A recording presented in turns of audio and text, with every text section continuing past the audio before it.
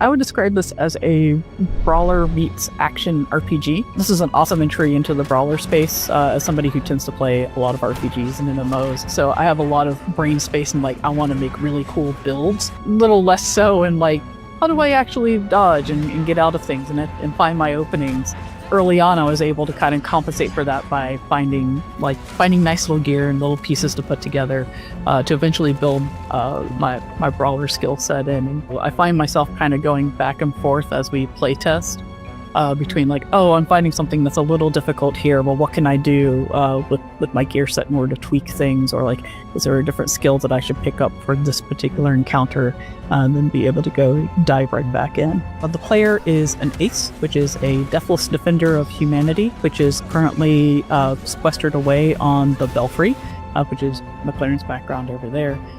It's a tower that was set up for mysterious purposes, but turned out to be a pretty good haven for folks after the fall of their stronghold, the City of Numbers. The player is helping humanity as they can, getting refugees to safety, battling the beastkin that have risen and have become incredibly aggressive, while ultimately attempting to find out why did Numbers fall and what conspiracy is still brewing there. We wanted players to experience a brawler type combat inside a Diablo style RPG gear sort of system. And so we've spent a lot of time over the last 6 months or so taking a ton of feedback from our players to really kind of hone that particular system. So players should be able to come in, pick one of the 4 classes that we have.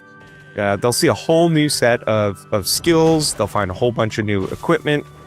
And the idea should be that they should feel like one of several heroes going in and just beating up a bunch of awesome monsters. We've tried to add new enemies, new lieutenants, and new bosses. I think people are going to feel quite the adventure as they go into the updated version of Towerborne. Stoic has always tried to be player first. When we decided to do early access for Towerborne, a lot of that was born out of we had a vision of trying to evolve the brawler into something bigger, something that hadn't really been done before.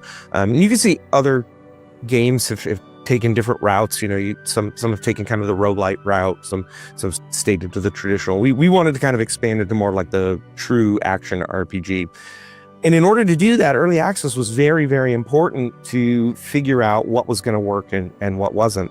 Simultaneously, we didn't want to be caught in early access limbo, right? I'm sure this is the kind of things that you would love to talk about. I love to talk about them too. How do you not stay in early access for 7 years? Our intent and purpose was we need to come out of early access solid. And there is a certain point where you just collect everything. Most of the feedback that's coming in either kind of falls into an existing category. Hey, a lot of people have said this thing, maybe you might get something new, but you look at it and you're like, yes, it's new, but it's not reaching the, kind of urgency that some of these other things are. We have a good list of things now. This is kind of what the players have told us. We need to really deliver on that. And the best way we can deliver on that is just, put your head down, focus, and create an experience that I believe is worthy of coming out of early access, that people should look at that and say oh, okay, I see why you did it.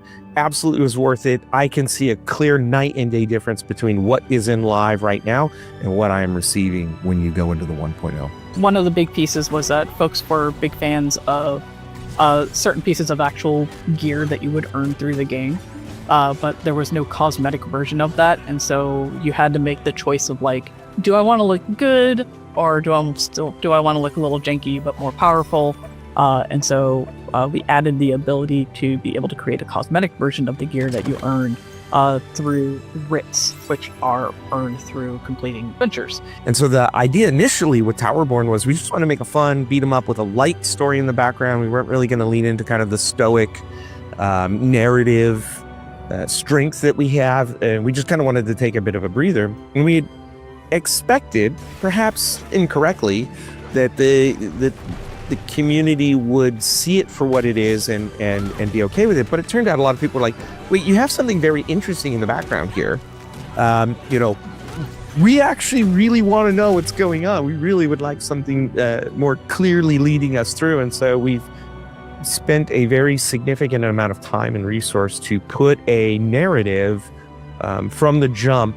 And so there's an arc now. There's a primary antagonist. You will understand that antagonist. You will confront that antagonist, and there will be resolution. And so there's probably a 12 to 20-ish hour story arc now in the game that players can look forward to and feel like there's a resolution to the Towerborne.